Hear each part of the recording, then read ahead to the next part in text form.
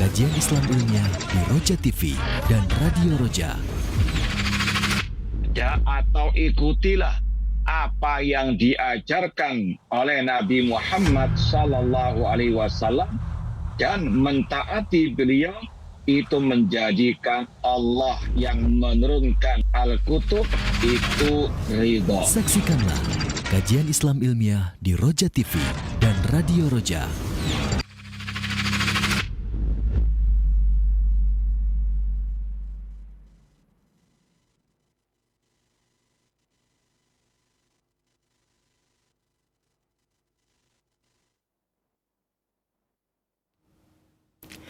Bismillah, Assalamualaikum warahmatullahi wabarakatuh.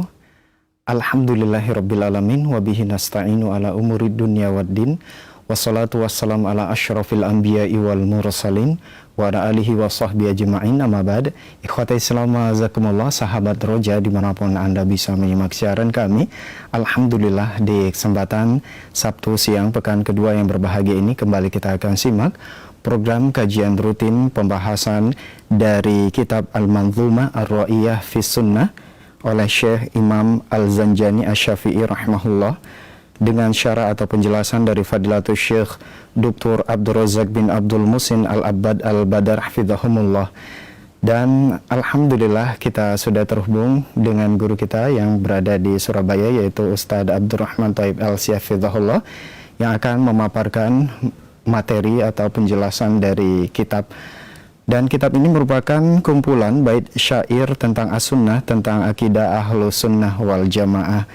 Nah, ikhwati Islam wazakumullah, setelah penyampaian materi, silahkan nantinya Anda dapat bergabung bersama kami untuk bertanya seputar pembahasan di line telepon 0218236543, atau Anda dapat mempersiapkan pertanyaan melalui chat WhatsApp masih di nomor yang sama 0218236543. Berikut kita akan simak penjelasan materi yang akan disampaikan.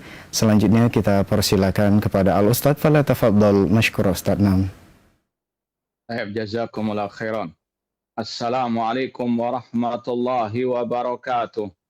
Innal hamdalillah nahmaduhu wa nasta'inuhu wa nastaghfiruh wa na'udzu billahi min syururi anfusina wa min sayyiati a'malina. Man yahdihillahu fala mudhillalah wa man yudlil fala hadiyalah.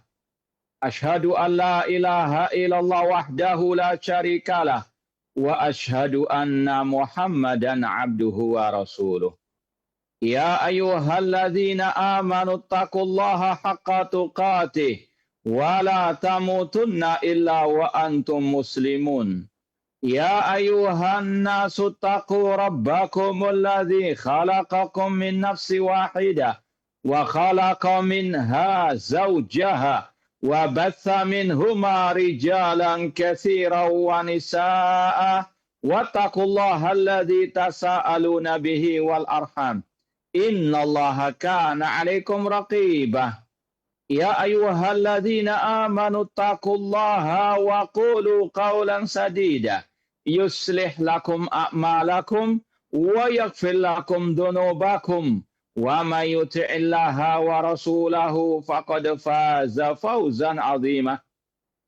Amma ba'd, fa inna asdaqal hadits kitabullah wa khairal hadi hadi Muhammadin sallallahu alaihi wasallam wa syarrul umuri muhdatsatuha wa kullu muhdatsatin bid'ah wa kullu bid'atin dhalalah wa kullu dhalalatin finnar. Ma'asal muslimin, pemirsa TV Roja dan pendengar Radio Roja di mana saja berada, rahimani wa rahmakumullah.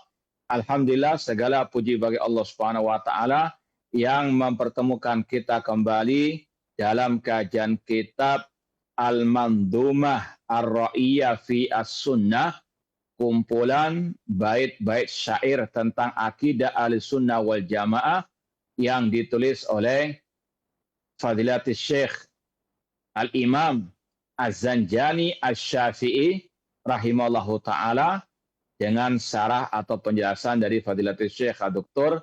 Abdul Razak bin Abdul Musin Al-Abbad Al-Badar hafidallahu taala. Semoga Allah Subhanahu wa taala senantiasa memberikan kepada kita keistiqomahan dalam belajar akidah salaf dan berpegang teguh dengannya sampai akhir hayat kita nanti.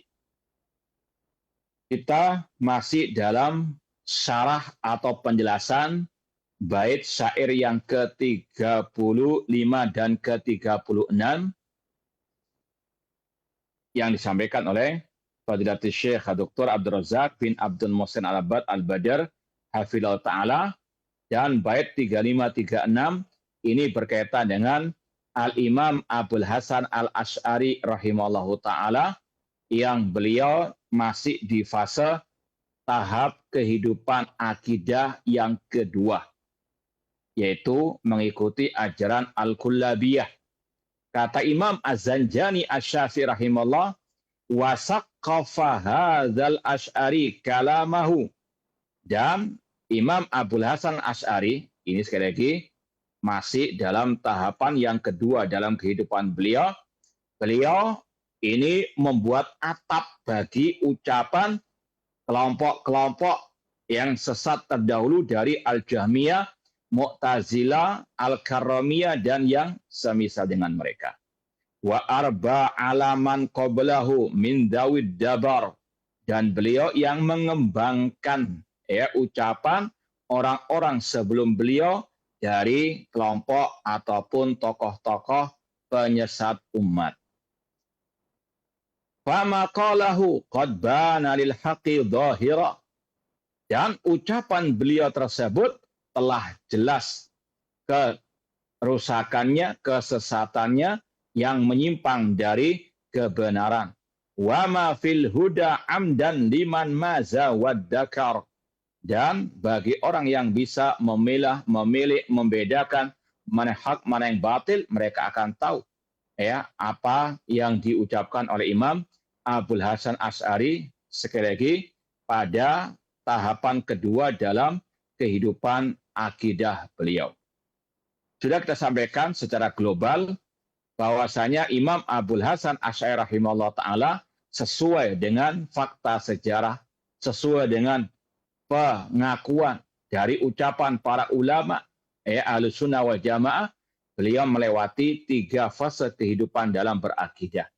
Pertama, beliau mengikuti ajaran kelompok Al-Mu'tazilah karena pengaruh ayah tiri beliau Abu Ali Al-Jubai.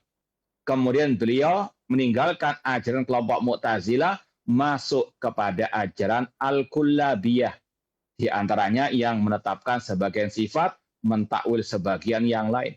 Namun di akhir hayat beliau, beliau bertobat dari itu semuanya. Beliau rujuk kembali ke mazhab as-salaf dengan bukti karya-karya beliau yang sudah kita sampaikan pada kesempatan yang lalu, di antaranya Maqalatul Islamiyin, yang di situ beliau menyebutkan akidah Ahlus Sunnah wal Jamaah. Beliau menetapkan sifat-sifat Allah, sifat wajah, sifat tangan, dan seterusnya. Demikian pula dalam kitab beliau Al-Ibana an Usulid Diyanah, dan itu diakui juga oleh Imam Al-Baihaqi bahwasanya itu karya beliau, bukan palsuan orang lain.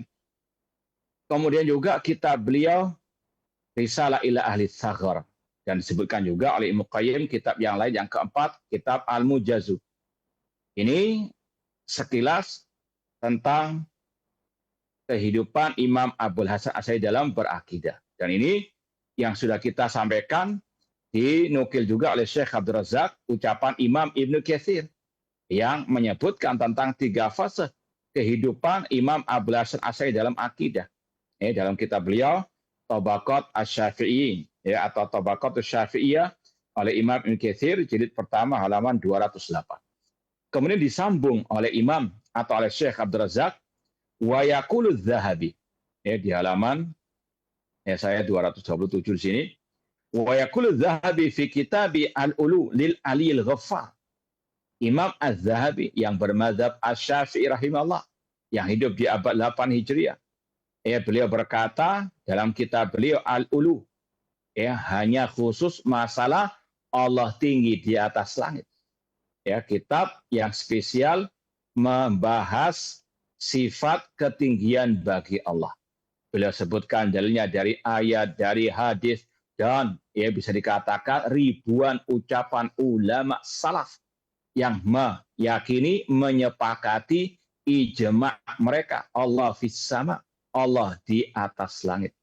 Ya, sekali lagi ini kitab yang sangat spesial menyebut siapa saja ulama salaf yang berkeyakinan, yang berstatement Allah ada di atas langit. Ya, di antaranya imam yang 4.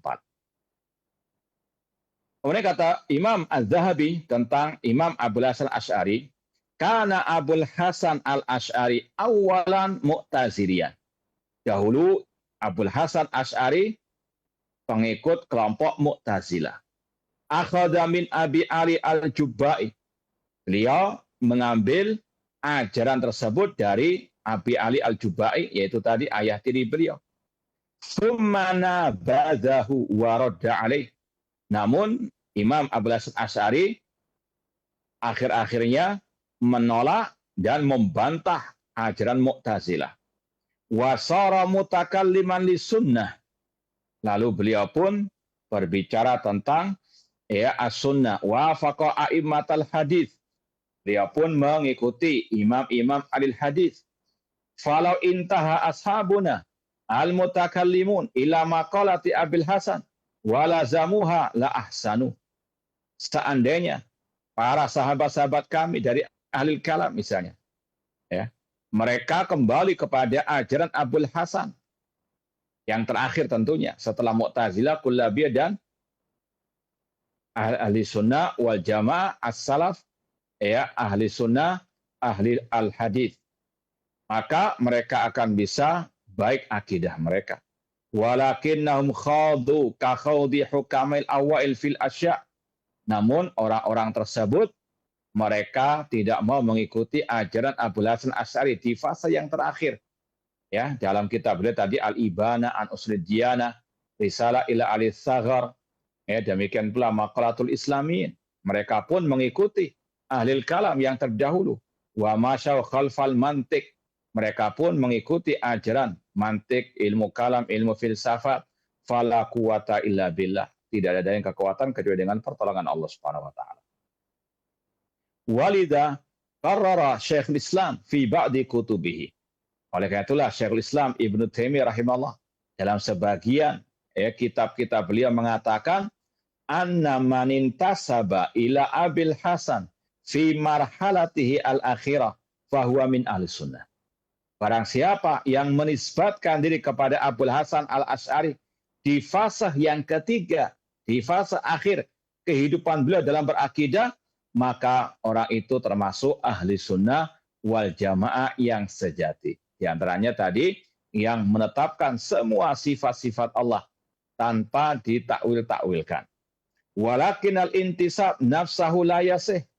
Ya, adapun yang sekarang terjadi, penisbatan itu tidak sah sebetulnya. Kenapa demikian? Nanti akan dijawab oleh beliau. Wa ammatul asy'ariyah yantasibun ila Abil Hasan fi marhati ats-tsaniyah. Namun kebanyakan yang menisbatkan diri sebagai pengikut ya Abul Hasan Asy'ari atau Asy'ariyah, mereka mengikuti Abul Hasan Asy'ari pada fase yang kedua, yaitu mengikuti ajaran Al-Kullabiyah. Wa hiya marhalatun taba minha wa raja'a ila aqidati ahli sunnati wal jamaah. Itulah tahapan yang mana beliau sudah bertobat. Orangnya sudah bertobat. Kenapa kok masih dinisbatkan kepada yang beliau bertobat darinya? Waraja ila aqidati ahli sunnah wal jamaah. Sedangkan beliau telah berpindah kepada akidah ahli sunnah wal jamaah. Kenapa? Yang mengaku Asy'ariyah tidak mengikuti akidah beliau yang tercantum dalam kitab Al-Ibana, dalam kitab beliau Maqalatul Islamin, padahal itu yang terakhir yang disaksikan sendiri oleh para ulama Ahlus Sunnah wal Jamaah seperti dalam ungkapan Imam Ibnu Katsir dan juga Imam Az-Zahabi Asy-Syafi'i rahimahullah taala. Kemudian kata Syekhul Islam Ibnu Taimiyah rahimahullah, fajama'u baina khata'in. Yang mengaku Asy'ariyah sekarang jatuh ke dalam dua kesalahan. Khata'ul intisab ila rajulin fi qaulin tahaba minhu. Yaitu kesalahan menisbatkan kepada seseorang dalam suatu ucapan yang dia telah bertobat darinya.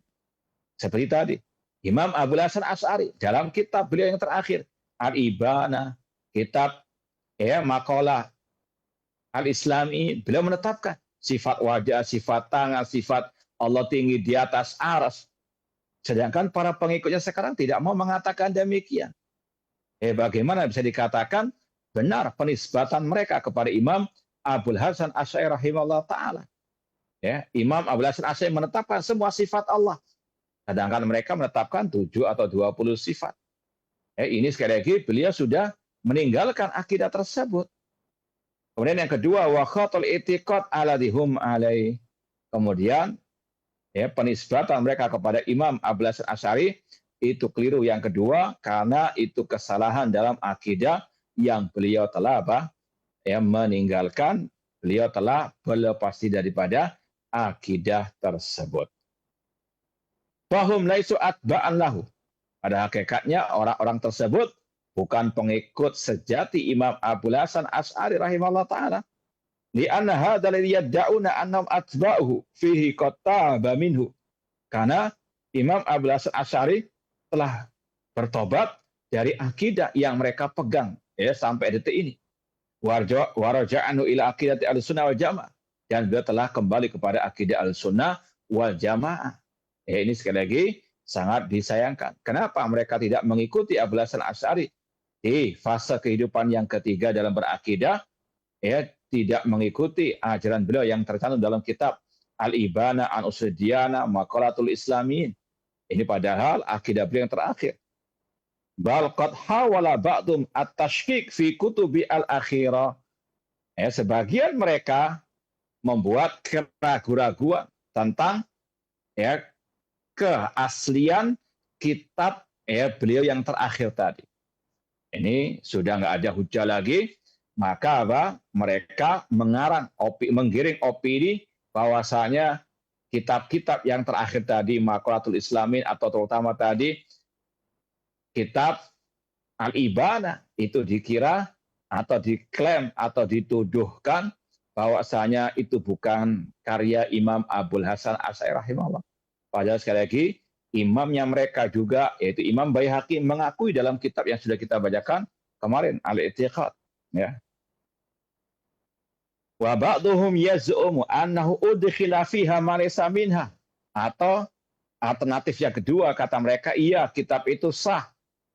Nisbatnya kepada Abul Hasan Asy'ari, cuma yang nggak cocok dengan hawa nafsu mereka, itu yang dituduh, disisipkan, diselipkan.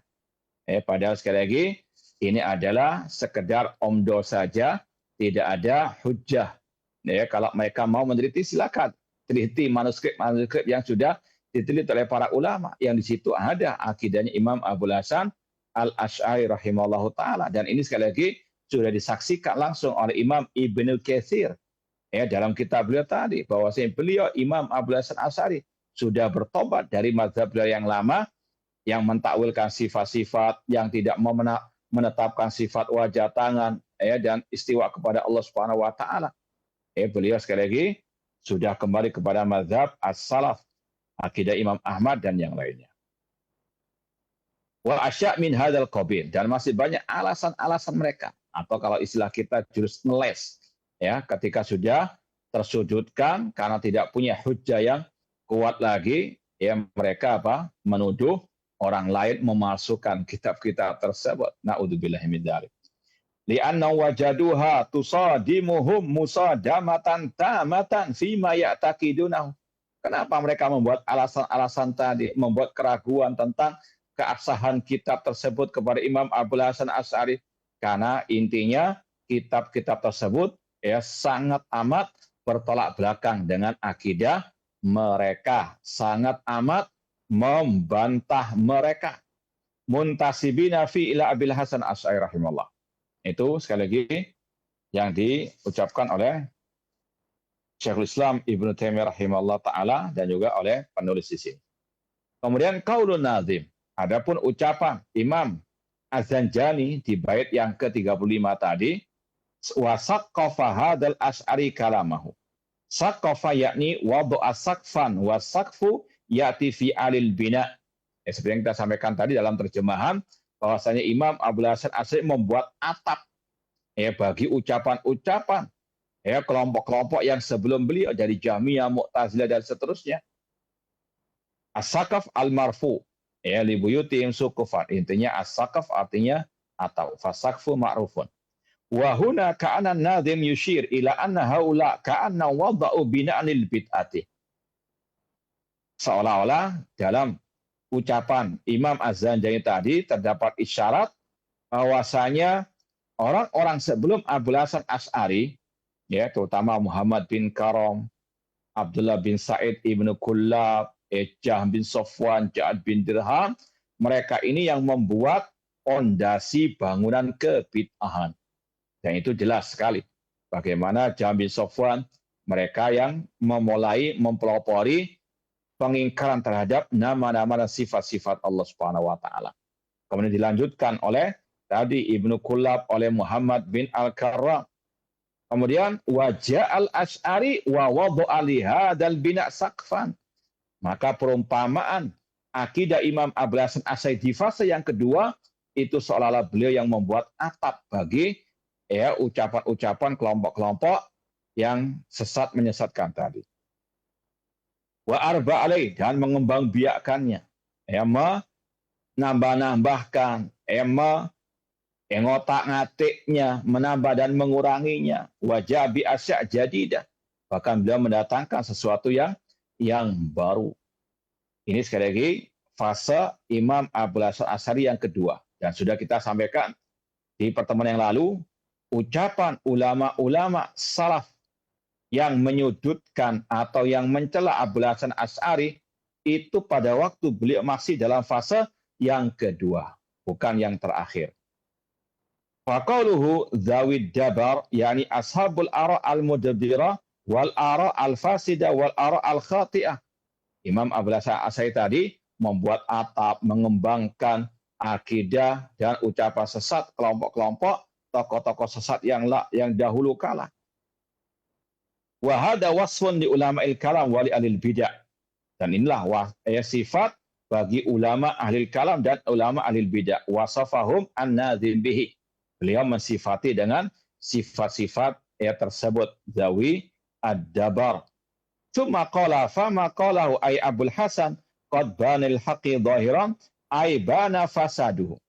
Adapun bait yang ke-36 Imam Az-Zanjani berkata fama qalahu qad banil haqqi zahira. Maknanya apa yang diucapkan oleh Imam Abul Hasan Asy'ari di kehidupan akidah yang kedua itu sangat nampak kerusakannya wa khata'uhu dan kesalahannya wa mujanabatu lil haqqi was-shawab dan jauhnya ucapan beliau dari kebenaran dan dari kebaikan. Li'an haqqa zahirun, karena kebenaran itu zahir. La tazal ta'ifatun min ummati zahirina alal haqqi. Senantiasa akan ada sekelompok dari umatku yang nampak di atas kebenaran. Atau ifa al-mansurah. Wa ma fil huda amdan liman maza wa dakar. Al-haqqu wal huda zahirun bayyinun. Kebenaran, petunjuk itu sangat terang, beneran, sangat jelas. Liman maza, bagi yang mau membedakan. Bagi yang melapangkan dadanya, ikhlas mencari kebenaran, pasti Allah akan berikan petunjuk. Alladzina jahadu fina lanahdiyanahum subulana. Orang-orang yang bersungguh-sungguh mencari jalan kami, akan kami tunjukkan jalan-jalan kami. Kemudian dibahas secara bahasa, maza, dari maza syai' mizan wa mizatan, fassala ba'du an ba'din, atau fusila ba'du an ba'din. Kemudian kata Syekh Abdul Razak, faman maza bainal al-umur wa farraqa bainal mukhtalifat wa mayyaza bainaha arafal haqqa minad dhalal. Barang siapa yang membedakan antara perkara-perkara itu, memisahkan antara yang berbeda-beda, membedakan mana yang sesuai dengan dalil dan yang tidak sesuai dengan dalil, mana yang berdasarkan Al-Quran dan Sunnah dengan pemahaman salaf, dengan yang sesuai dengan hawa nafsu atau pendapat-pendapat akal manusia, maka dia akan tahu mana hak, mana ad-dhalal, kesesatan. Ai anna man yanzur ila aqwal Abil Hasan Al-Asy'ari tilka allati tahaba minha wa raja'anha wa nadhara ila al-mu'taqad ala di ahli sunnah al-mabni ala al-wahyi wa qarana bainaha wa baina ma'ali ahlul kalamil batil yajid farqan wadihan.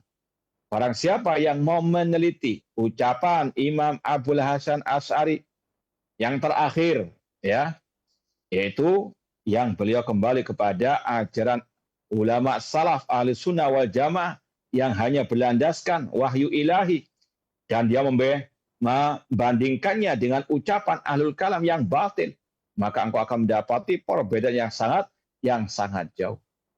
Contoh misalnya sebagian kitab-kitab ulama salaf, contoh kitab Syarh Ushul I'tiqad Ahlussunnah wal Jamaah oleh Imam Al-Lalikai rahimahullah taala. Di awal kitab tersebut beliau menyebutkan wajibnya belajar akidah, ya, usuluddin. Kemudian beliau mengatakan bahwasanya pedoman, landasan, dasar dalam berakidah itu Al-Quran dan Sunnah dan pemahaman para as-salaf, para sahabat Rasulullah SAW. Itu hampir rata-rata kitab akidah salaf demikian. Mereka jelaskan, dalilnya adalah qala Allah wa qala Rasul SAW. Sebagaimana juga dalam kitab akidah salaf ashabul hadis Imam As-Sabuni Asy-Syafi'i, manhaj mereka dalam berakidah qala Allah qala Rasul wa qala sahabat. Beda dengan kalau kita misalnya baca kitab-kitab ahlul kalam, yang ada adalah ini adalah sifat, ya, yang sesuai dengan akal, ini enggak sesuai dengan akal, dan seterusnya, yang diutamakan akal, ya, menurut mereka. Maka yang bisa membandingkan dua referensi kitab ini akan tahu masa bahwasanya yang berdasarkan qala Allah qala Rasul wa qala sahabat inilah akidah yang hak. Adapun yang tadi, akidah berdasarkan akal, maka ini adalah akidah yang batilah, yang mana Imam Asy-Syafi'i rahimahullah sendiri berkata, hukmi fi ahlil kalam an yudrabu bil jaridi wan ni'al. Hukuman yang aku berikan kepada ahlil kalam untuk mereka dipukul dengan pelepah kurma, dengan terompa, wa yutafu bi fil asy wal qabail, kemudian dikelilingkan, dikarak di kota-kota ataupun di desa-desa, di kabilah-kabilah, seraya diumumkan hada jazaa'u man tarakal kitab was sunnah wa aqbala ala ilmil kalam. Ini adalah hukuman bagi orang yang meninggalkan Al-Quran dan Sunnah dan hanya berlandaskan akal dalam berakidah. Allah berfirman, Ar-Rahman alal arsy istawa. Allah istawa di atas ars. Ulama salaf dari kalangan tabi'in, Abul Aliyah Mujahid mentafsirkan istawa artinya ala wartafa. Allah tinggi di atas ars. Ahlus sunnah menetapkan apa adanya. Ini ayatnya, ini hadisnya, ini ucapan salaf. Namun ahlul kalam berbeda. Ya, ayat tersebut kata mereka nggak cocok dengan akal mereka. Wah, kalau Allah dikatakan tinggi di atas aras, apakah berarti Allah butuh dengan aras? Na'udzubillah min dzalik. Ini halusinasi mereka. Nggak ada kelaziman Allah butuh kepada al-aras. Allah al-ghani. Ya, Allah di atas aras bukan berarti Allah butuh kepada al-aras. Ini sekali lagi hanya kotoran akal pikiran mereka. Ahlus sunnah menetapkan apa adanya sesuai dengan zahirnya tanpa diserupakan dengan sifat makhluk, tanpa dibayang-bayangkan, tanpa diselewengkan maknanya, dan tanpa tiadakan ataupun dinafikan. Kemudian ma'asal muslimin, ikhwani fillah wa akhwati, pemirsa TV Raja dan pendengar Radio Raja rahimani wa rahimakumullah. Kemudian Syekh Abdul Razak bin Abdul Muhsin Abbad menukil sisa-sisa syarah dari Imam Az-Zanjani. Ya, sudah disampaikan dari awal, syarah Imam Zanjani terhadap bait ke-35-36 itu terhapus atau terputus, hilang. Ada sisa sedikit. Ini yang akan beliau sampaikan. Qala Az-Zanjani rahimahullah, al-mulhid wa ashabuhu wa hum asyratun. Al-mulhid, ya, orang yang sesat, orang yang menyimpang, wa ashabuhu, dan para pengikutnya, wahum asyra, ada 10. Ini sekali lagi menurut pernyataan dari Imam Az-Zanjani, terutama di zaman beliau, atau yang beliau pernah dengarkan berita-berita tentang orang-orang tersebut. Orang yang menyimpang, yang sesat ada 10. Ini tentunya bukan pembatasan. Ini yang beliau tahu. Duriba a'naquhum fi yaumin wahidin. Dan ke-10-10-nya dihukum mati oleh penguasa pada waktu itu. Wa hakada fi kulli zamanin nabagha fihi nabighatun turidu tafriqal kalima wa tashtita amriddin. Kata beliau, tadi orang-orang yang sesat menyesatkan tersebut telah dihukum mati oleh para penguasa di zamannya. Dan sudah kita lewati, di antaranya Jaham bin Safwan, Ja'ad bin Dirham, yang dihukum mati oleh penguasa pada waktu itu karena kesesatan dan kekufuran akidah mereka. Kemudian kata beliau, demikianlah setiap waktu ada atau pasti akan ada orang-orang yang mengikuti para dai-dai penyesat umat tersebut. Dan ini berdasarkan sabda Rasul dalam hadis riwayat Imam Bukhari dari hadis Hudzaifah bin Yaman tentang fitnah akhir zaman. Rasul mengatakan du'atun ala abwabi jahannam, akan ada dai-dai yang menyeru ke neraka jahannam. As-sira' bainal haqqi wal batil. Perang antara hak dengan yang batil itu sejak zaman bapak kita Nabi Adam alaihissalam. Adam vs iblis istilahnya. Nanti sampai hari kiamat demikian. Sekali lagi, tidak aneh kalau bermunculan satu persatu, apalagi di dunia medsos, dai-dai yang menyimpang akidahnya. Ini adalah sunnatullah al-kauniyah. Kemudian, turidu tafriqal kalimah. Mereka ini ingin memecah belah barisan kaum muslimin. Yang benar, bahwasanya yang memecah belah persatuan kaum muslimin adalah akidah yang sesat, akidah yang bid'ah, bukan akidah yang sahihah. Sebagaimana dahulu di zaman awal manusia, yang memecah belah manusia, kata Allah, adalah asyirk. Wala takunu minal musyrikin minal ladina farraqu dinahum. Jangan engkau menjadi orang-orang musyrikin yang mereka memecah belah agama mereka. Yang memecah belah, kata Allah, al-musyrikin. Sedangkan at-tauhid yuwahid. Kana nasu ummatan wahidah. Faba'athallahu an-nabiyyin mubasyirin wa mundhirin. Lalu manusia umat yang satu, alias bertauhid. Tidak ada kesyirikan di zaman antara Adam dan Nuh alaihissalam. Namun ketika muncul kesyirikan, penyembahan kepada 5 orang saleh di waktu itu, maka mulai muncul perpecahan. Umat pun Allah utus kepada mereka an-nabiyun, para nabi dan para rasul. Di antara Nabi Nuh alaihi assalam. Karawandi, ini wallah alam ada nama-nama yang kita baca saja. Karawandi wa adrabi ila waqtil muqtadir. Ada namanya pada waktu, ini abad-abad mungkin ke-3-4 Hijriah, tokoh penyesat umat yang bernama Rawandi dan para pengikutnya yang dihukum di zaman Al-Muqtadir. Al-Muqtadir, ini sekali lagi Al-Khalifah, sekitar abad ke-4 Hijriah. Wa ma ahallau bil hallat wa amalihi bishal maghani. Demikian pula ada tokoh penyesat umat yang sangat masyhur, Al-Hallad, dengan akidah wahdatul wujudnya, manunggaling kaula Gusti, Al-Hululiyah, dan seterusnya.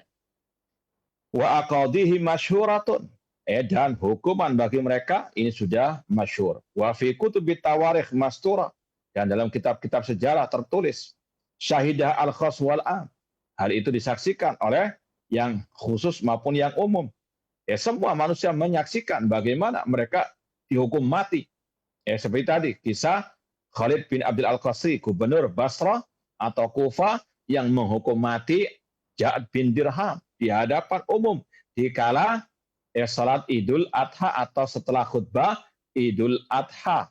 Nah, ini semuanya untuk memberikan efek jerah kepada yang lain, agar tidak menyesatkan umat.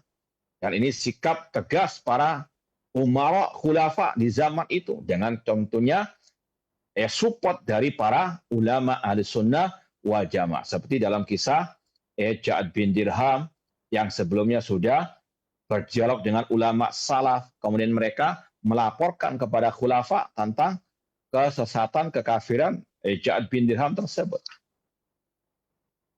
Kemudian kata beliau, wa kullu wahidin inaduhu fi mas'alatin aw mas'alatain, dan kekufuran mereka, penyimpangan mereka dalam satu masalah atau 2 masalah. Yang penting tadi hukuman sesuai dengan kadarnya. Fakusifa wa muhya atharuh. Namun tidak ada lagi bekas-bekas mereka, dalam artian ya mereka sebagiannya sudah tidak ada pengaruhnya, meskipun tetap sebagian yang lain masih bergentayangan akidah mereka, akidah Jahmiyah, Mu'tazilah, Kullabiyah dan seterusnya.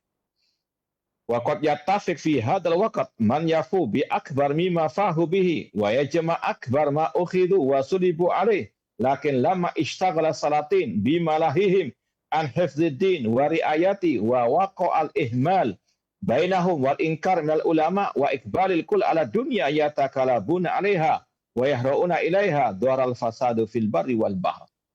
Kata Imam Az-Zanjani Asy-Syafi'i rahimahullah taala, ketika para ulama umara mereka diam dari penyesat umat, terutama di zaman beliau Imam Az-Zanjani yang hidup di abad ke-5 Hijriah.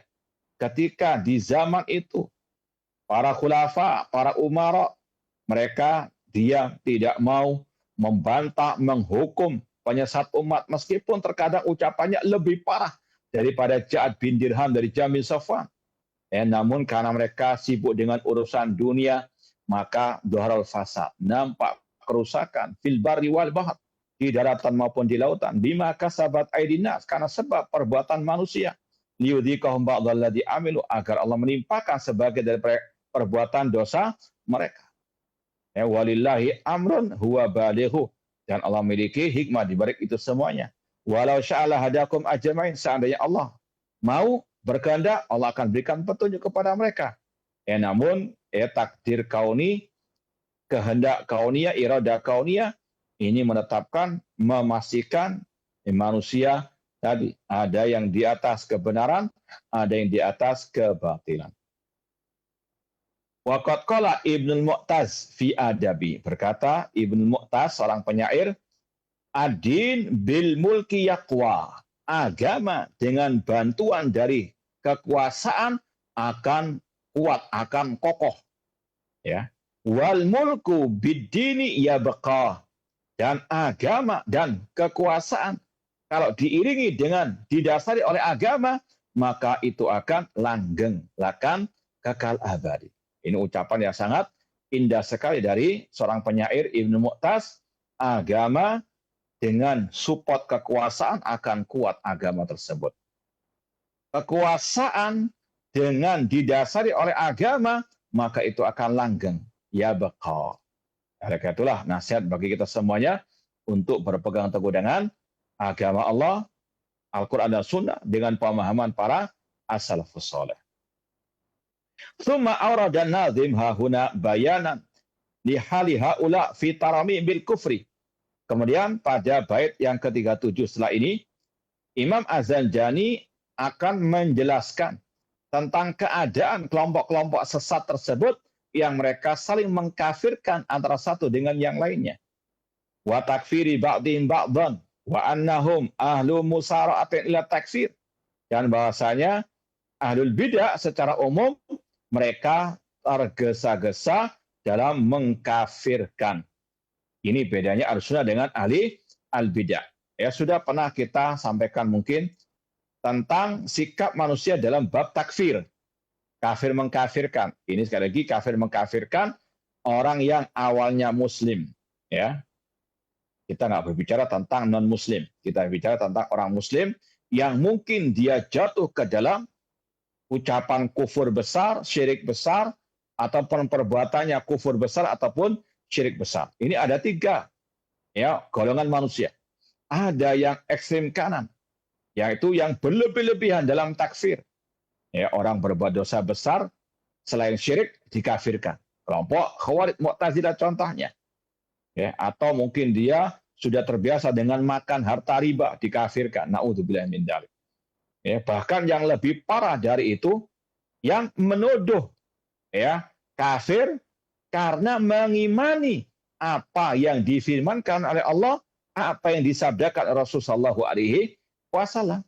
Sebagian orang yang tidak mau mengimani sifat Allah istawa di atas aras, tinggi di atas aras, yang tidak mau mengimani Allah punya sifat wajah, sifat tangan, mereka menuduh Ahlus sunnah yang menetapkan sifat-sifat tersebut itu musyabbiha, itu mujassimah, dan musyabbiha, mujassimah itu kata mereka kafir, keluar dari Islam. Ini salah alamat. Ya, yang dinamakan al-mujassimah, al-musyabbiha, sebagaimana kata Imam Ahmad dalam kitab Al-Mukhtar fi Usulis Sunnah oleh Imam Ibnu Al-Banna Al-Hambali Al-Baghdadi As-Salafi yang hidup di abad 5 Hijriah. Beliau mengatakan namanya al-musyabbiha, al-mujassimah kalau ja'alu sifatillah kasifatil makhluk. Kalau menjadikan sifat Allah sama dengan sifat makhluk. Atau kalau mengatakan yadun kayadin, tangan Allah sama dengan tangan makhluk, baru itu namanya musyabbiha, mujassimah yang dikafirkan oleh para al-ulama. Bukan yang menetapkan sifat Allah tanpa tasbih, ya, dimasukkan lagi.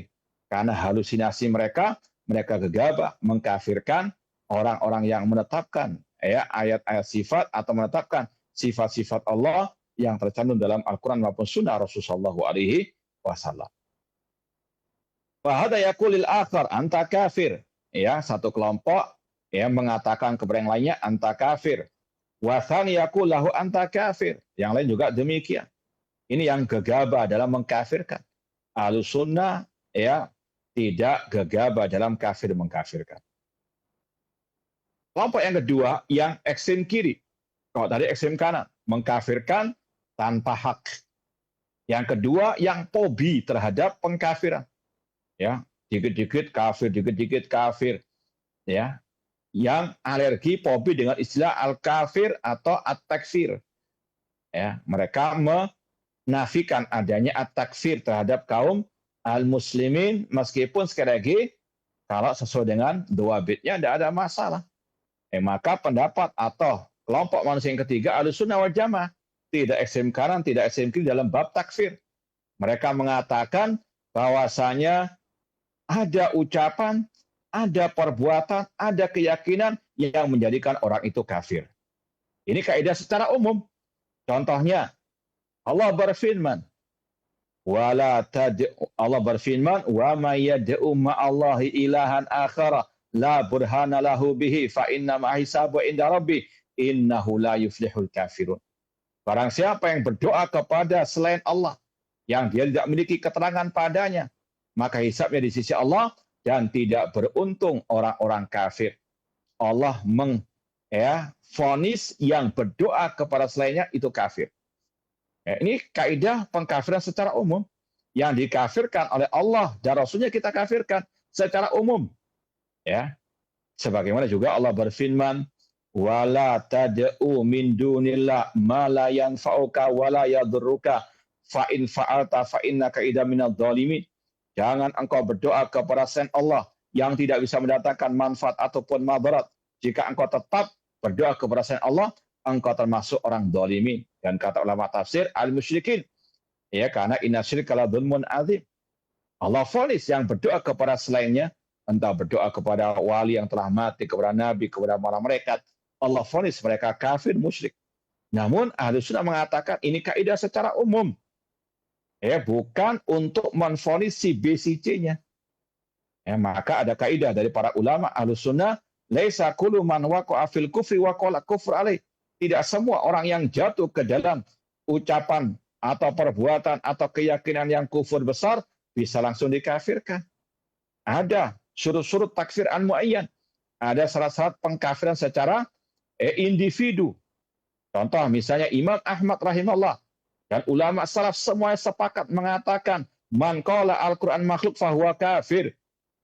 Sekali lagi ulama salaf sepakat barang siapa mengatakan Al-Qur'an makhluk maka dia kafir.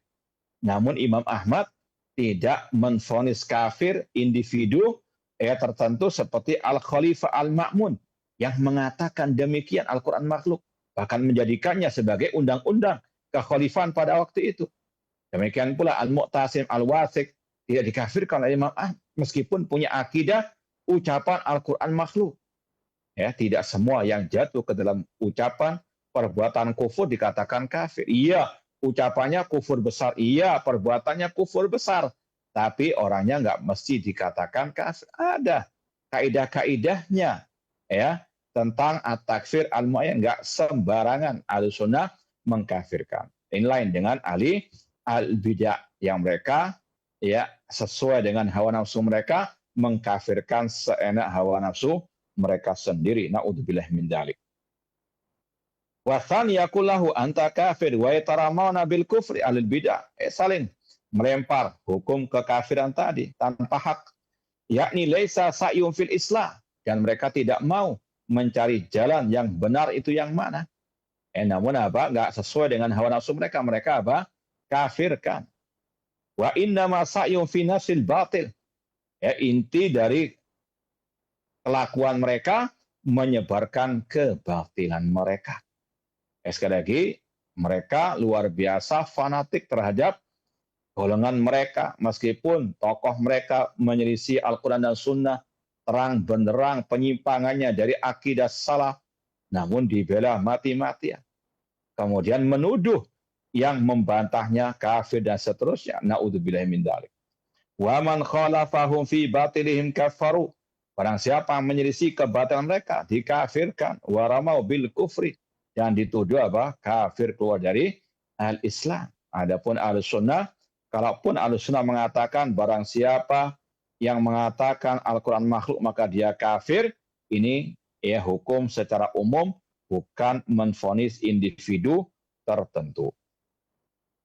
Qala Az-Zanjani, Imam Az-Zanjani berkata lagi rahimahullah, akhbarallahu subhanahu an Ibrahim al-Khalil annahu qala liqaumihi fima andarahum bihi. Allah mengabarkan tentang nabinya ya Al-Khalil, kekasihnya Ibrahim alaihissalam, bahwasanya beliau pernah berkata kepada kaumnya, fima andarahum bihi wa qala innama takhatum min dunillahi awsanan mawaddata bainikum fil hayati dunya. Beliau Ibrahim alaihissalam berkata, sesungguhnya kalian menjadikan selain Allah sebagai berhala-berhala, sebagai kecintaan di antara kalian dalam kehidupan dunia.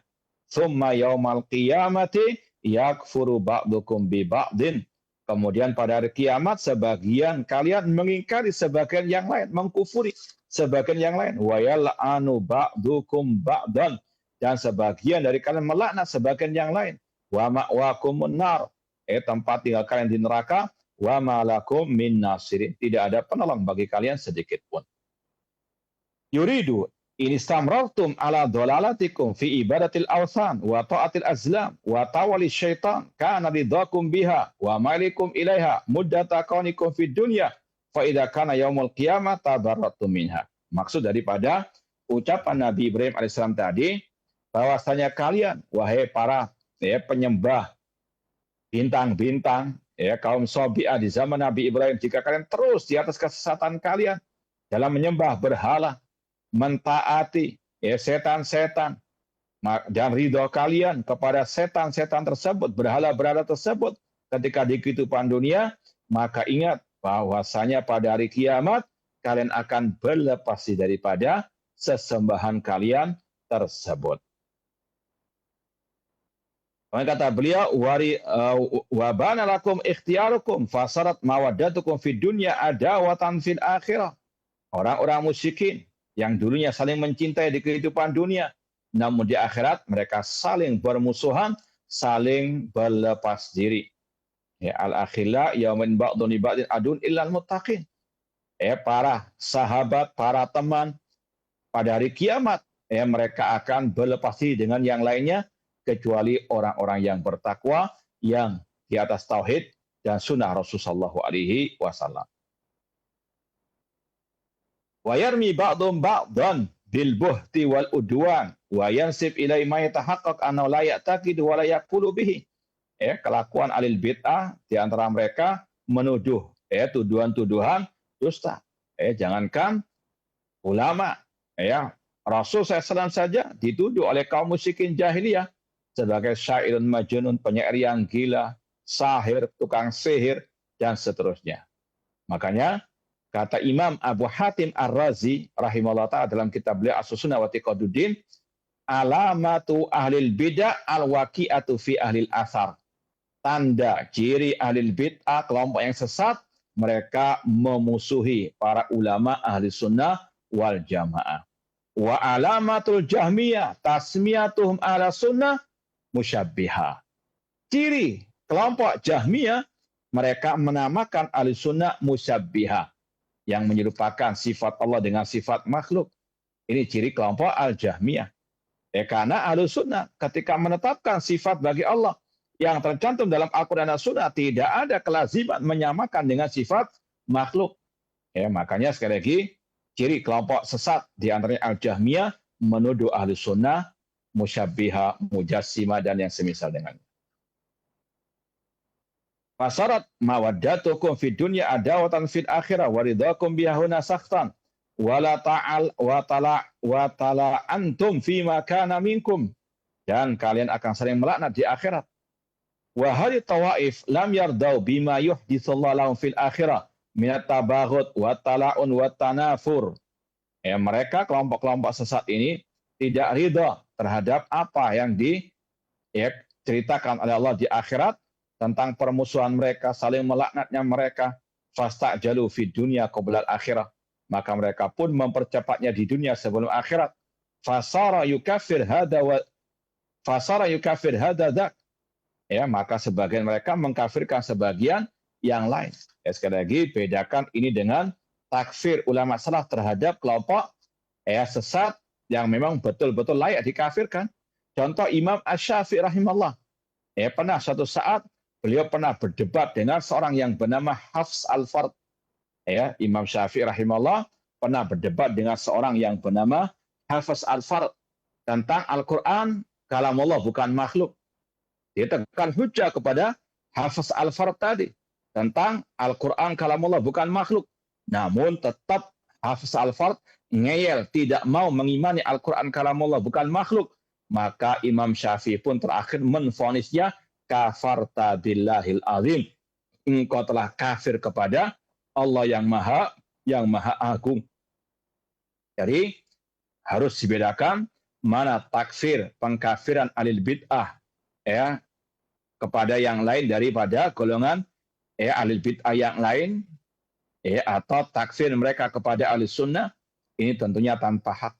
Namun ahli sunnah, ulama salaf ketika mengkafirkan, mereka sudah melalui tahapan syurutu takfir tadi, tidak gegabah. Kemudian kata Imam Az-Zanjani Asy-Syafi'i rahimahullah, tanfiran an sohbatihi wa takbihan li suratihi wa la yatahasha min itlaqi dzalika jur'atan 'ala Allah.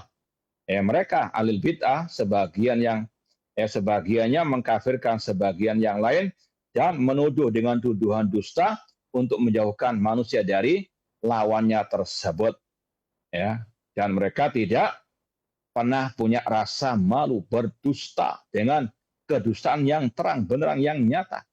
Makanya Rasul mengatakan, di dalam tastahi fasna ma syi'ta, jika engkau tidak punya rasa malu, maka berbuatlah semaumu. Di antaranya masalah tuduhan-tuduhan tersebut yang ditujukan kepada ahlu as-sunnah yang sejati, ini jelas-jelas tuduhan dusta. Namun itulah ahlu al-bid'ah.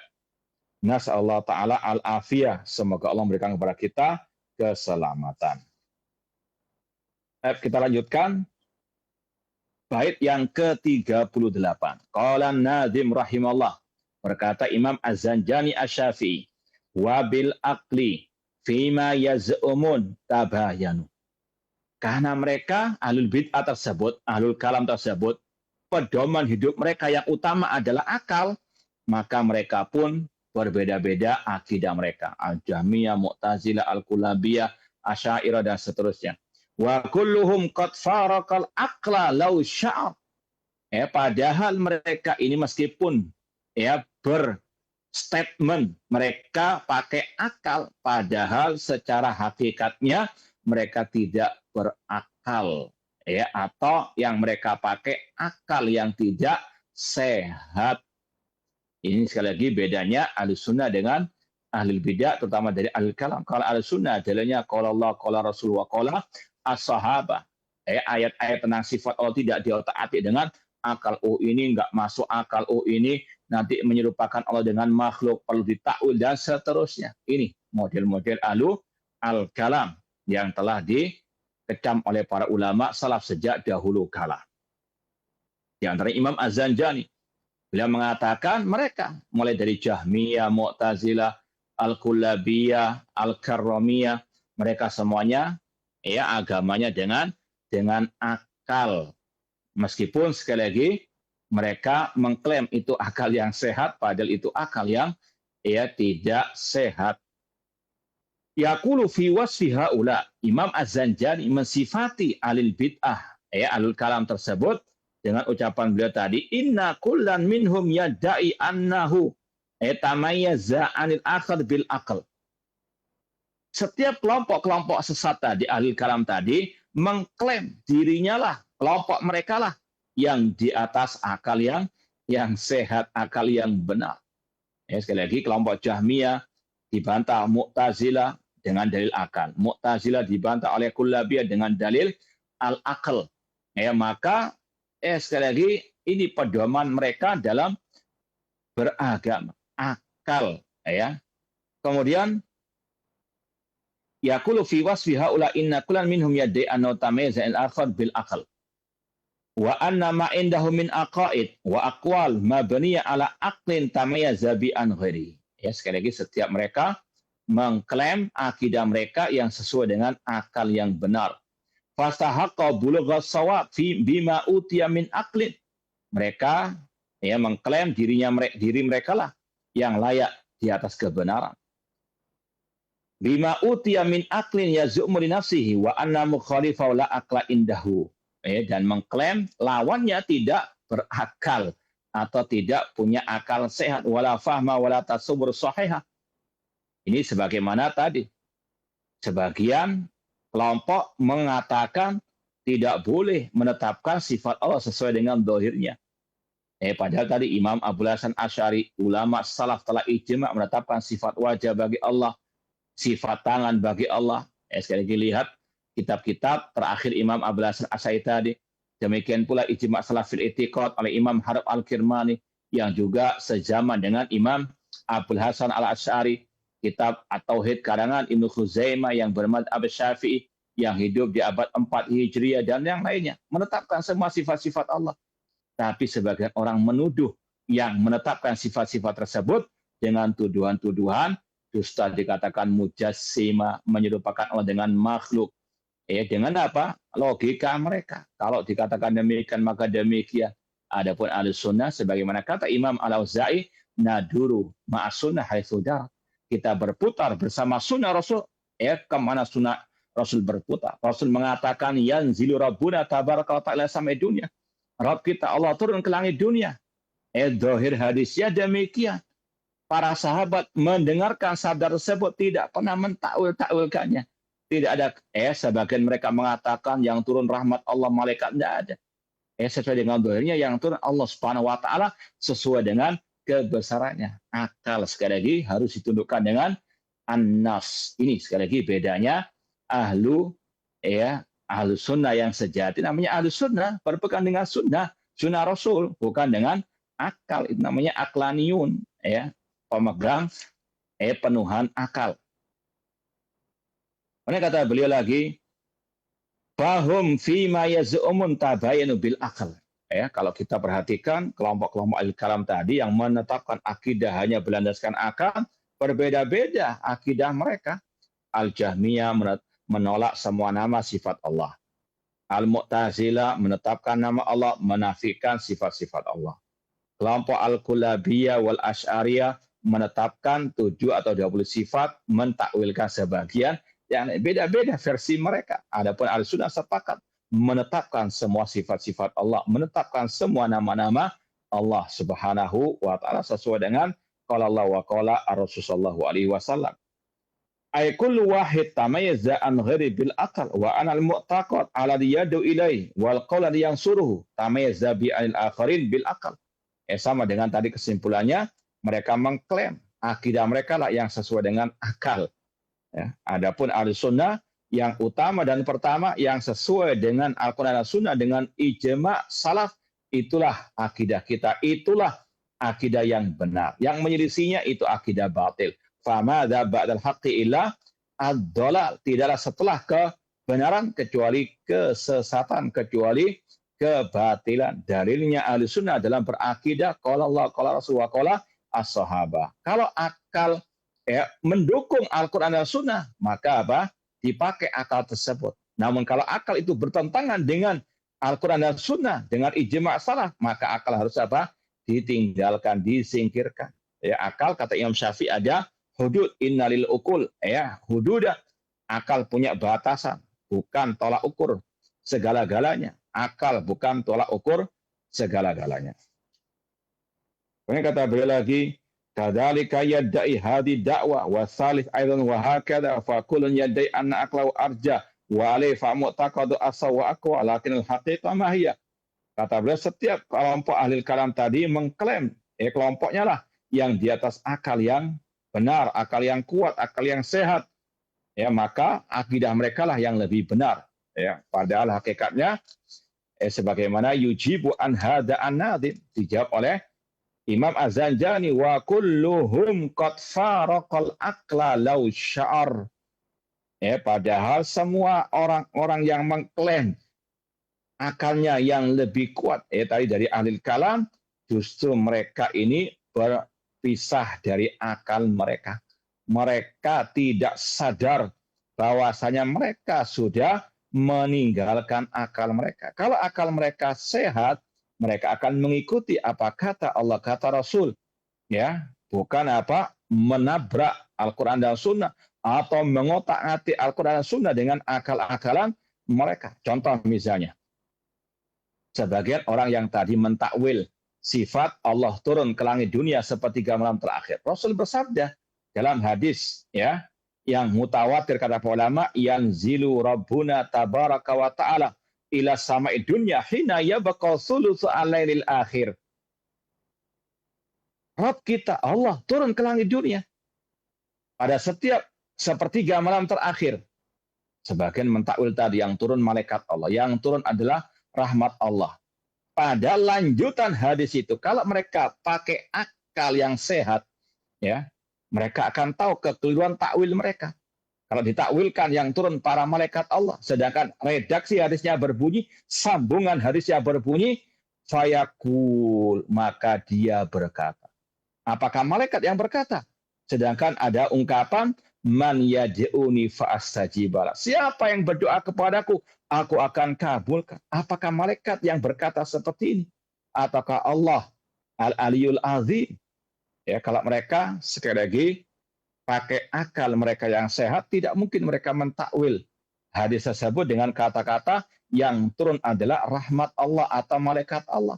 Karena apa? Sambungan hadisnya tidak connect. Bahkan ya konsekuensinya kufur besar. Kalau dikatakan yang turun malaikat Allah, kemudian malaikat berkata siapa yang berdoa kepadaku, syirik kepada Allah. Na'udzubillahi min dzalik. Ini yang dimaksud oleh Imam Az-Zanjani Asy-Syafi'i rahimahullah. Mereka mengklaim mereka pakai akal yang sehat ketika berakidah. Padahal kalau mereka mau ya sadar sedikit, mereka tahu mereka ini telah meninggalkan akal sehat mereka. Na'udzubillahi min dzalik. Ai law kana al-qaum yash'urun walau kanu yaqilun. Maksudnya seandainya mereka paham, mereka sadar, ya mereka akan tahu la arafu annahum bihadzal amr qad faraqul aqla. Mereka kalau sadar, mereka akan tahu mereka lah yang meninggalkan akal mereka yang sehat tersebut. Wa bayanu innal aqla law kana saliman lam yu'aridin naql. Kaidahnya akal yang selamat, akal yang sehat, akal yang baik tidak mungkin bertentangan dengan Al-Quran dan Sunnah Rasulullah SAW. Wahum qad ja'u bi'aqaid batila mu'aridha linnaqal. Sedangkan mereka ahlul kalam mendatangkan akidah yang batilah, yang bertentangan dengan an-naqal Al-Quran dan Sunnah Rasulullah SAW. Mu'aradatan li kalamillah wa li kalami Rasulullah SAW. Mereka menentang firman Allah, sabda Rasulullah SAW. Fasada ukuluhum. Maka rusaklah akal mereka. Li'anal ukul law kanat salima la talaqat ma ja'a fin nusus bil qabul wa taslim. Seandainya akal mereka itu selamat, mereka akan sami'na wa sadaqna terhadap kabar berita dari Al-Quran dan Sunnah Rasulullah SAW, bil qabul wa taslim, tunduk patuh, menyerah, menerima, membenarkan, tidak mentakwil-takwilkan, tidak memalingkan dari makna yang sebenarnya untuk menyesuaikan dengan hawa nafsu mereka. La bil i'tirad wa naqad wa adami al-qabul. Kemudian kita lanjutkan lagi sedikit. Qala Imam Zanjani rahimahullah, mata fatahta ba'd hadil firaq bil khitab wa sa'atahu amma qadahu ila khilafis sawab idda'a anal akal hadahu ilai wa dallau ila ikhtiyari ma tamassaka bihi wa rafadha ghairahu wa lam yadri anal aklan nau'an.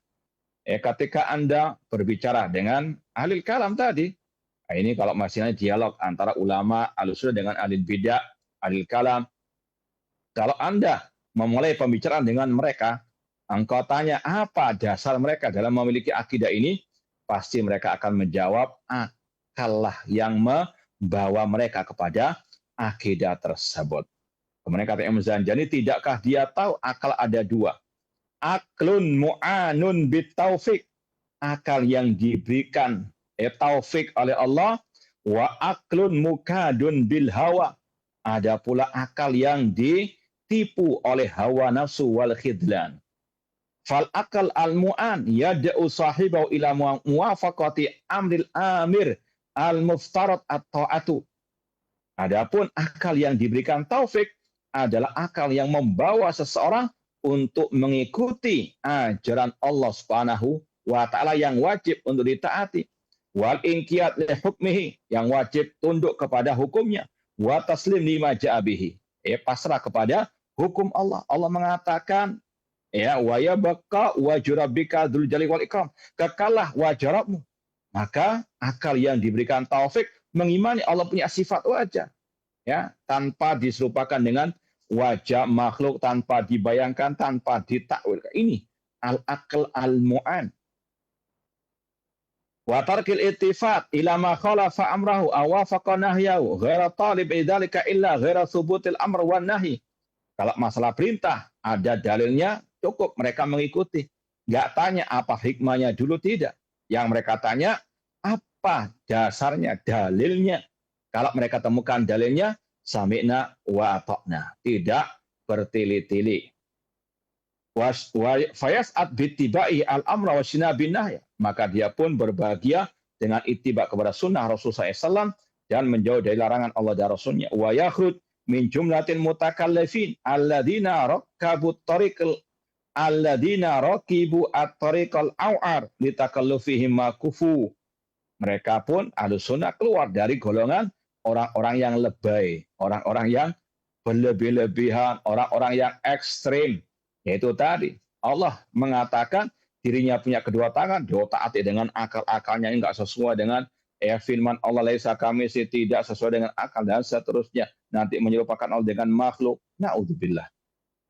Ahlus Sunnah, sami'na wa sadaqna, kalau dalam masalah kabar, sami'na wa ata'na dalam masalah perintah. Wal aklul mukad, adapun akal yang kedua, kata beliau, bita'ammuqi lil usul ila ilmi masta'sarallahu ta'ala bi ilmihi, yaitu akal yang ingin untuk sampai kepada ilmu yang Allah simpan dalam ilmu ghaibnya, tentang masalah tadi.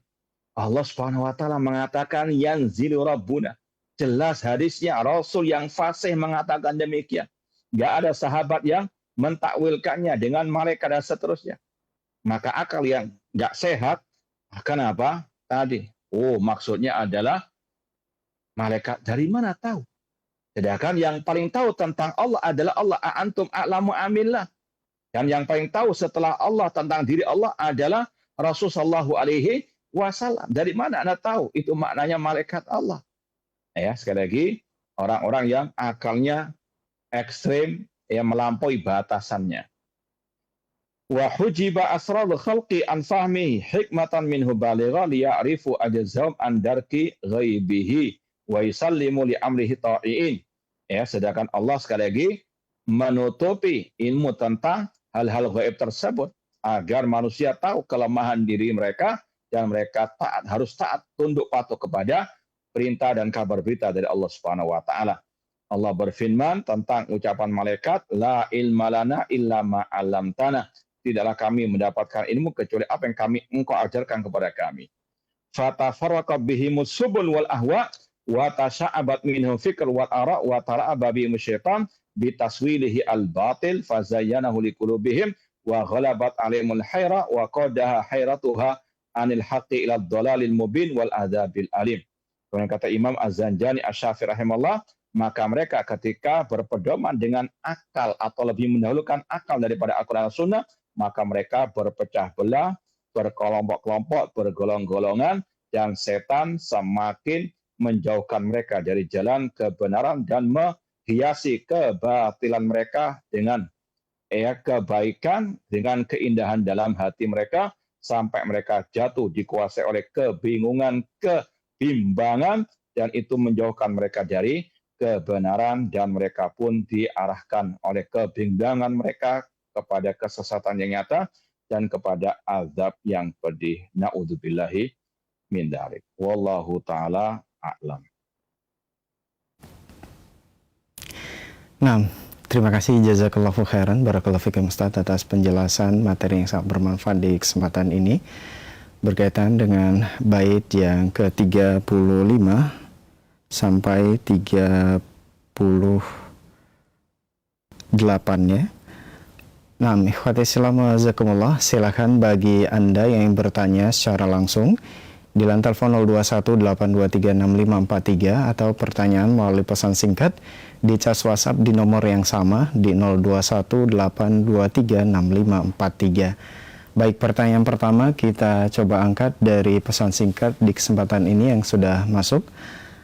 Dari hamba Allah di Bekasi. Assalamualaikum warahmatullahi wabarakatuh. Ustadz, izin bertanya Ustadz, bolehkah mengambil ilmu dari seorang Ustadz yang berkeyakinan bahwa Allah tidak bertempat? Syukran jazakallahu khairan Ustadz. Baik. Ma'asal muslimin, ikhwani fillah wa akhwati, pemirsa TV Raja dan pendengar Radio Raja di mana saya berada, rahimani wa rahimakumullah. Allah Subhanahu wa taala berfirman, wa qad nazzala 'alaikum fil kitabi an idza sami'tum ayatillah yukfaru biha wa yustahza'u biha fala taq'udu ma'hum. Telah diturunkan atas kalian ayat di dalam Al-Qur'an, yaitu apabila ayat-ayat Allah dikufuri, diperolok atau diotak-atik dengan akalnya, maka jangan duduk bersama mereka. Maka kalau orang itu mau belajar ilmu agama, syarat utamanya harus dari yang di atas al-aqidah as-sahihah. Ya, di atas prinsip-prinsip akidah as-salaf, bukan ahli ya at-ta'wil.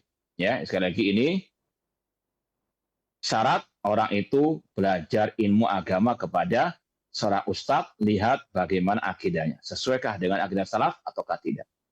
Yang kedua, tentunya orangnya berkompeten dalam ilmu agama. Maka ini sekali lagi timbangan, barometer, tolak ukur siapa ustadz atau guru agama yang bisa kita ambil ilmu darinya. Artinya tidak boleh sembarangan. Imam Muhammad bin Sirin berkata dari kalangan tabi'in rahimahullah, beliau mengatakan inna hadzal ilma dinun fanduru amman ta'khuna dinakum. Ilmu agama ini adalah agama itu sendiri. Maka perhatikan dari mana Anda mendapat ilmu, menggapai, menimba ilmu agama tersebut. Dan Abdullah bin Abbas dari kalangan sahabat Rasul berkata, la tujalisu ahlal ahwa fa inna mujalasatahum mumridatunil qulub. Jangan bermajlis ilmu dengan ahli bid'ah, ahli ahwa, karena bermajlis ilmu dengan mereka mendatangkan penyakit dalam hati. Maka sekali lagi tidak boleh asal-asalan menimba ilmu. Kalau jelas ustadznya sesat akidahnya, maka tinggalkan. Nah, terima kasih jazakallahu khairan barakallahu fikum Ustaz atas jawaban yang disampaikan. Semoga bermanfaat untuk penanya dan kita semua yang menyimak. Pertanyaan berikutnya masih dari pesan singkat kembali dari Pak Ian di Bogor. Assalamualaikum warahmatullahi wabarakatuh Ustaz. bagaimana dengan para korban kecelakaan di jalan tol yang baru-baru ini terjadi? Apakah arwah mereka bisa bergentayangan di sekitar jalan tol, dan apakah jalan tol setiap tahunnya memang meminta tumbal? Dan bagaimana mereka dibangkitkan di hari kiamat nanti, Ustadz? Apakah tubuh mereka yang sudah terpotong-potong bisa tersambung kembali? Mohon pencerahannya, Ustadz. Syukron. Ma'asal muslimin, ikhwani fillah wa akhwat rahmani wa rahmakumullah. Seorang muslim dan muslimah yang bijak, dia tidak berkata, dia tidak berstatement, menulis apalagi di medsos, kecuali dengan al-ilmu. Al-ilmu qoblal qoli wal amal. Apalagi berkaitan dengan hal-hal gaib. Kita tidak bisa berkata apa-apa kecuali dengan nas. Di antara masalah al-arwah. Allah berfirman, yas'alunaka 'anir ruh, qulir ruhu min amri rabbi. Mereka bertanya tentang ruh. Maka jawablah, ruh itu termasuk perkara dari Allah Subhanahu wa taala. Enggak ada yang tahu tentang hakikat ruh tersebut. Maka jangan berbicara masalah hal tersebut kecuali kalau ada dalil tentangnya. Arwah bergentayangan tidak ada dalam ayat ataupun dalam hadis. Ruh manusia ketika sudah meninggal dunia akan kembali kepada jasadnya di alam barzakh. Ini berdasarkan hadis Al-Bara bin Azib radhiyallahu ta'ala anhu. Dalam riwayat Imam Ahmad, Ibn Abi Asim, dan yang lainnya, seorang yang sudah mati, baik yang kafir ataupun mukmin, rohnya ini akan dikembalikan kepada jasadnya dan akan mengalami namanya fitnah kubur. Pertanyaan man rabbuka wa man nabiyuka wa ma dinuka. Kalau seorang muslim mukmin yang sejati akan bisa menjawab, dan dia akan mendapatkan nikmat kubur dan selamanya dia di alam barzakh sampai dibangkitkan hari kiamat. Ya, sekali lagi, alam barzakh, alam yang terpisah dari alam dunia. Roh yang sudah dicabut oleh malakul maut itu akan mengalami tadi nikmat kubur meskipun seandainya tidak dikubur.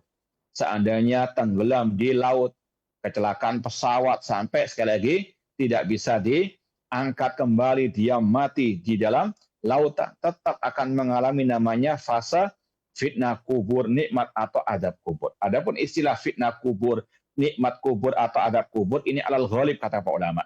Ini karena memang kebanyakan orang dikubur, namun tidak menafikan yang tidak dikubur, entah itu tadi tenggelam di laut atau dia mati dimakan binatang buas, tetap akan mengalami fitnah kubur, azab ataupun nikmat al-kubur, dan ruh dan jasadnya yang akan mengalami hal tersebut di alam barzakh sampai dibangkitkan di hari kiamat. Tidak ada secara nas ayat ataupun hadis roh bergentayangan. Kemudian ada pun masalah istilah tumbal atau bukan tumbal, seorang muslim yang bertauhid kepada Allah Subhanahu wa taala meyakini bahwasanya semua musibah dengan takdir dari Allah Subhanahu wa taala dan tidak boleh takut kecuali kepada Allah Subhanahu wa taala. Meskipun dari sisi yang lain kita tahu namanya ada sihir dan sebagainya, namun wa ma hum bidarrina bi min adin illa bi idznillah.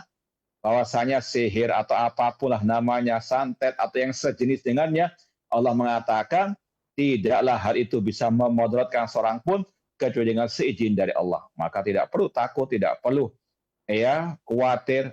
Seorang muslim, muslimah, mukmin, mukmin yang sejati, wa tawakkal 'alal hayyil la yamut, bertawakallah kepada Allah, zat yang maha hidup tidak akan pernah mati.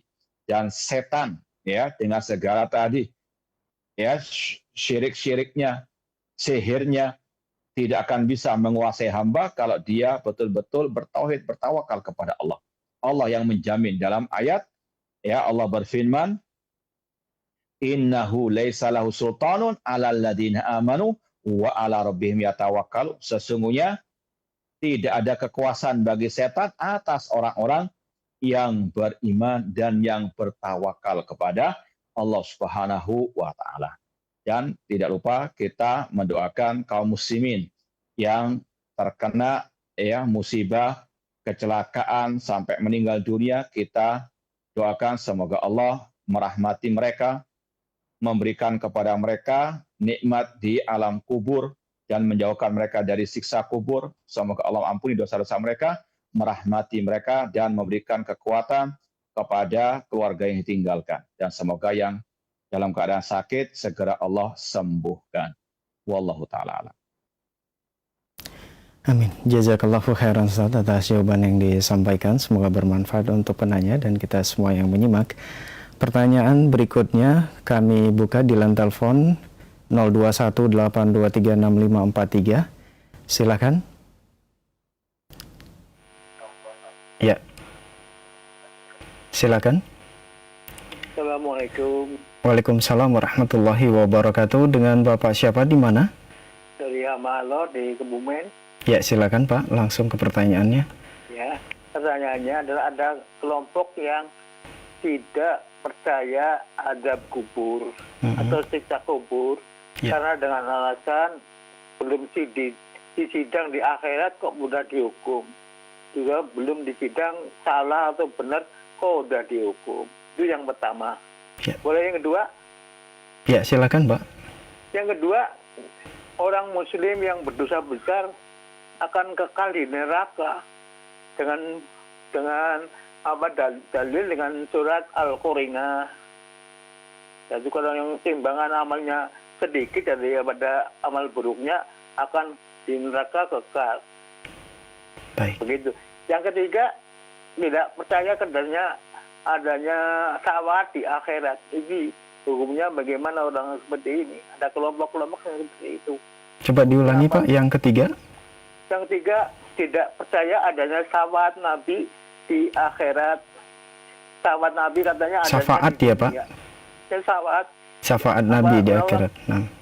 Kelompok-kelompok ini termasuk kubur atau bagaimana tuh? Baik. Ya. Assalamualaikum warahmatullahi wabarakatuh. Waalaikumsalam warahmatullahi wabarakatuh. Silakan Ustaz. Nah. Ya, jazakumullah khairan Pak atas pertanyaannya. Ini pertanyaan sebetulnya kajian khusus, ini daurah khusus. Ya, masalah adab kubur, ya, kemudian masalah tadi asy-syafa'. Ya, kita jawab yang pertama dulu tentang kelompok yang mengingkari adanya adab kubur dengan alasan belum sidang di akhirat kok sudah diazab. Ini yang kita sampaikan tadi, ini ahlul kalam. Ayatnya jelas, hadisnya jelas tentang adab kubur, namun ditentang dengan akal picik mereka.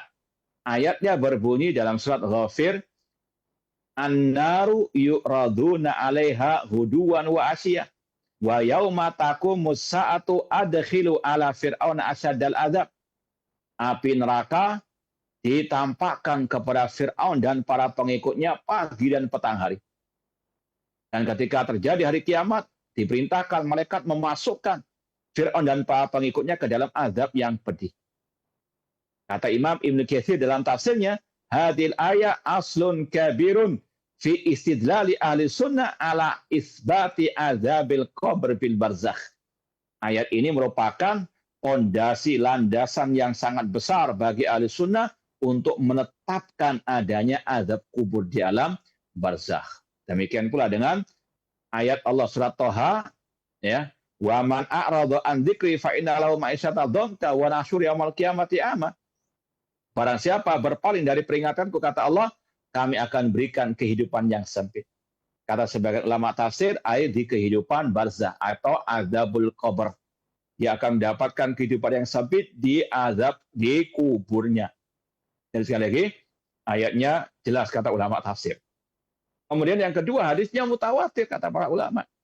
Di antaranya sabda Rasulullah SAW, ya, ketika doa, ya, sebelum salam, Allahumma inni a'udzubika min adzabi al-kubur. Ya Allah, aku berlindung kepadamu dari adab kubur. Rasulullah SAW pernah melewati dua kuburan yang kata Rasul, innahuma la yu'adzaba, dua orang ini sedang diazab. Secara nas jelas ayatnya, hadisnya, dan ijma' salaf. Hampir rata-rata dalam kitab akidah salaf ada pembahasan adab kubur itu hak. Di antaranya ijma' salaf yang dinukil oleh Imam Harab Al-Kirmani yang hidup abad ketiga Hijriah. Beliau mengatakan adzabul qabri hak, adab kubur itu hak, benar adanya. Adapun kata-kata kan belum disidang. Kita katakan Allah bikulli syai'in alim. Allah sudah mengetahui segala sesuatunya. Ya, Allah sudah tahu mana yang layak mendapatkan siksa ataupun nikmat di alam kuburnya. Ya, sekali lagi, Allah Maha Adil dan Allah wa ma'ana bidzallamil lil abid. Itu contoh sekali lagi Al-Kalam demikian. Ayatnya adanya jelas ingkari dengan didustakan dengan akal-akalannya. Kemudian yang kedua tadi kalau nggak salah tentang masalah pelaku dosa besar. Betul ya? Mohon maaf diulang lagi kalau bisa. Ya, betul Ustaz. Bagaimana dengan seorang muslim yang melakukan dosa besar, apakah kekal di dalam neraka? Syukuran Ustaz. Ya. Ahlus Sunnah sepakat mengatakan pelaku dosa besar yang dibawa kesyirikan tentunya tidak kekal dalam api neraka selama masih ada tauhid al-iman di dalam dirinya. Ya, makanya dalam hadis Rasul SAW, Sahih Bukhari, Allah berfirman kepada para malaikat, akhriju man kana fi qalbihi mithqalatin min iman minan nar, atau akhriju minan nar, keluarkan dari api neraka orang-orang yang dalam hatinya masih ada sedikit daripada keimanan. Dan ini juga nyambung pada pembahasan yang ketiga tadi, masa syafaat. Rasul juga bersabda, syafaati li ahlil kabair min ummati. Syafaatku bagi para pelaku dosa besar dari umatku. Disebutkan dalam hadis yang saya riwayat Bukhari dan yang lainnya, ada sekelompok orang yang dia diadab di neraka karena dosa-dosanya tersebut, lalu dia sudah menjadi arang dan dikeluarkan dari api neraka, dimasukkan ke dalam sungai kehidupan. Dan ini juga membantah statement orang-orang yang mengingkari adanya syafaat Rasul tersebut. Meskipun kita katakan yang mengingkari syafaat Rasul ini termasuk dari golongan ahli al-bidah. Ya, kalau secara umum, secara global, bahwasanya orang yang menyimpang dari akidah salaf itu ada dua kemungkinan secara global. Kalau nggak kafir ya ahli bid'ah. Nggak selalu kafir, nggak selalu ahli bid'ah. Kalau memang penyelisihannya sampai kepada pembatal keislaman, seperti tadi, Imam Syafi'i mengkafirkan orang yang mengatakan Al-Quran makhluk. Ini menyimpang dari akidah salaf yang hukumnya kufur besar. Namun ada pula yang tidak sampai kepada kufur besar. Seperti di sini, misalnya orang tersebut tidak mempercayai ada kubur atau syafaat, maka Allah alam mereka dikategorikan ahli al-bidah. Wallahu ta'ala alam. Nah, terima kasih jazakallahu khairan barakallahu fikum Ustaz atas jawaban yang disampaikan. Semoga bermanfaat untuk penanya Bapak yang di Kebumen. Pertanyaan berikutnya kita beralih ke pertanyaan pesan singkat kembali dari akhwat di Bogor. Assalamualaikum warahmatullahi wabarakatuh Ustaz. Izin bertanya Ustaz, jika dulu saya dan keluarga beragama Nasrani, kemudian kami berturut-turut masuk Islam, sampai akhirnya bapak kami di akhir hayatnya masuk Islam juga. Yang ingin saya tanyakan, apakah nasab kami masih tetap tersambung?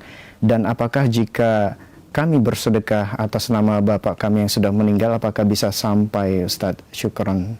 Nah, silakan Ustadz. Alhamdulillah, termasuk kabar gembira ketika ada sebagian dari orang-orang yang non-muslim yang kafir kemudian masuk ke dalam al-Islam. Kita doakan semoga istiqomah di atas tauhid dan sunnah Rasulullah SAW. Selama tadi dikatakan ayah yang bertanya meninggal di atas al-Islam, di atas dua kalimat syahadat, maka sebagai orang tua muslim, anaknya muslim bersambung nasabnya. Demikian pula kata para ulama, perbuatan-perbuatan yang baik yang dikerjakan pada waktu kekafiran itu ketika masuk Islam akan diberikan ganjaran. Ketika masih belum masuk Islam, amal kebaikan, misalnya ada orang non muslim kafir, dia bersedekah, tidak diterima oleh Allah Subhanahu wa taala. Tapi kalau sudah masuk Islam, kata para ulama, pahalanya itu akan diberlakukan lagi ataupun akan diberikan ketika dia sudah masuk al-Islam. Maka sekali lagi seorang yang baru masuk Islam atau yang baru menganut agama yang hak ini, kewajibannya untuk betul-betul belajar yang benar dari referensi yang benar, agar betul-betul istiqomah di atas tauhid dan sunnah Rasulullah Shallallahu Alaihi Wasallam. Dan juga tadi kalau seandainya mau bersedekah, pahalanya diniatkan untuk orang tua Muslim yang meninggal dunia, maka ada tuntunannya dari Rasul dan para sahabat Rasul Shallallahu Alaihi Wasallam. Atau mungkin menghajikannya karena masih belum berhaji karena meninggal ya baru masuk Islam. Maka apa? Boleh anak-anaknya misalnya menghajikan, membadali haji untuk orang tuanya. Ya, ini sesuatu yang luar biasa, pengabdian ataupun kebaikan anak kepada orang tuanya. Wallahu ta'ala. Nah, terima kasih Ustaz. Jazakallahu khairan atas jawaban yang telah disampaikan, dan itu merupakan pertanyaan kita terakhir di kesempatan ini. Mungkin ada sebagai ikhtitam atau penutup, silakan Ustaz. Ma'asal muslimin, pemirsa TV Roja dan pendengar Radio Roja di mana saya berada, rahimani wa rahmakumullah. Fitnah syubhat khususnya di akhir zaman ini luar biasa, bergentayangan, menyambar-nyambar. Banyak manusia, kaum muslimin, bahkan juga yang mengaku ahlu sunnah wal jamaah, maka seorang muslimah yang bijak atau yang menisbatkan diri kepada dakwah salafi ahlu sunnah wal jamaah harus lebih waspada, harus lebih berhati-hati, harus betul-betul istiqomah dalam menimba ilmu, tidak menimba ilmu kecuali dari ahlu sunnah wal jamaah yang di atas akidah salaf, yang tidak menyimpang dari akidah as-salaf. Ya, demikian pula tadi menimba ilmu dari yang betul-betul berkompeten dalam ilmu agama. Maka sekali lagi seorang muslimah harus mengamalkan tadi pesan para ulama salaf, fanduru amman ta'khuduna dinakum, dan juga banyak berdoa kepada Allah, ya muqallibal qulub tsabbit qulubana ala dinik. Demikian pula kalau sudah tahu ini dai yang menyimpang dari akidah salaf, maka harus betul-betul menjauh karena dikhawatirkan akan cepat menular syubhat tersebut. Kata ulama salaf, asyubha khattafa wal qulubu dhaifah. Syubhat itu cepat menarik sedangkan hati itu lemah. Nas'alullah ta'ala as-salamata wal afiyah. Semoga apa yang kita sampaikan bermanfaat. Kurang lebihnya mohon maaf. Wa jazakumullah khairan. Aqulu qouli hadza wa akhiru da'wana anil hamdulillahirabbil alamin. Wassalamualaikum warahmatullahi wabarakatuh. Waalaikumsalam warahmatullahi wabarakatuh. Terima kasih, jazakallahu khairan, barakallahu fikum, pada Ustadz ya Abdurrahman Thayyib El-Syafidahullah atas ilmu yang sangat bermanfaat dan waktu luang yang telah diberikan untuk kita semua. Demikian tadi kata Islam azakumullah sahabat Roja dimanapun Anda berada, program kajian rutin dalam pembahasan dari kitab Al-Manzumah Ar-Ra'iyah Fis Sunnah berkaitan dengan akidah ulama salaf. Semoga apa yang telah kita simak dengarkan dapat memberikan pemahaman yang mendalam bagi kita semua dan bisa menguatkan akidah dan pemahaman kita di jalan yang lurus, jalan yang diridhoi oleh Allah Subhanahu wa taala. Semoga Allah Subhanahu wa taala selalu memberikan kemudahan bagi kita dalam meraih hidayah dan petunjuknya. Allahumma amin. Kami yang bertugas pamit undur diri, mohon maaf atas segala khilafan. Terima kasih, jazakumullahu khairan wa barakallahu fikum atas kebersamaan Anda. Wabillahi taufiq wal hidayah. Subhanaka Allahumma wa bihamdika asyhadu an la ilaha illa anta astaghfiruka wa atubu ilaik. Selamat beraktivitas. Wassalamualaikum warahmatullahi wabarakatuh.